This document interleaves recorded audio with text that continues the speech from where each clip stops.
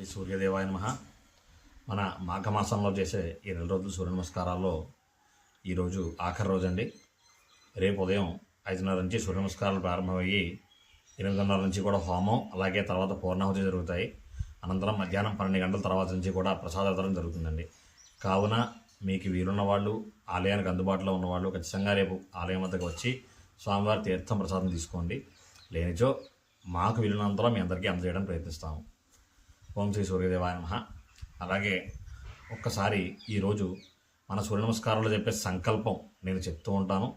వీలున్నంతలో మీరు కూడా దాన్ని చెప్పుకోండి. ఓం శ్రీ సూర్యదేవాయ నమః.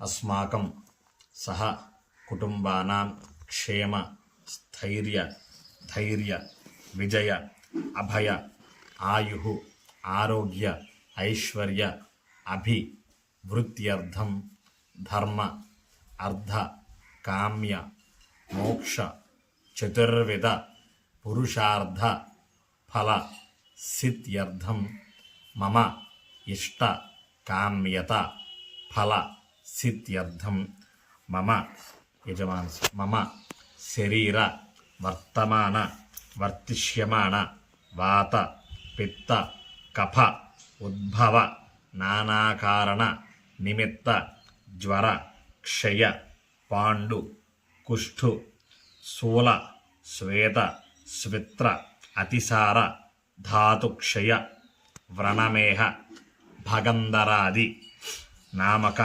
సమస్త ఆమయ నిదాన హేతు భూత దురిత నివృత్తి ద్వారా క్షిప్రమేవ దీర్ఘాయు ప్రాప్త్యర్థం మహావ్యాధీన కుష్ట అస్మార హృద్రోగ వ్యధోధర గోల్మ భూర్గుదార్ష శోణితార్క్ష జలోదర భగంధర పాండురోగై కాస శ్వాస సహితాది విస్ఫోటక అజీర్ణ శిరోరోగ ప్రమేహాంశ్చ మహావ్యాధీన్ నాశయేతు మమ ఇహజన్మని జన్మాంతర కృత మహా పాతకోప పాతకాతు సమస్త పాప క్షయద్వారా శ్రీ పద్మిని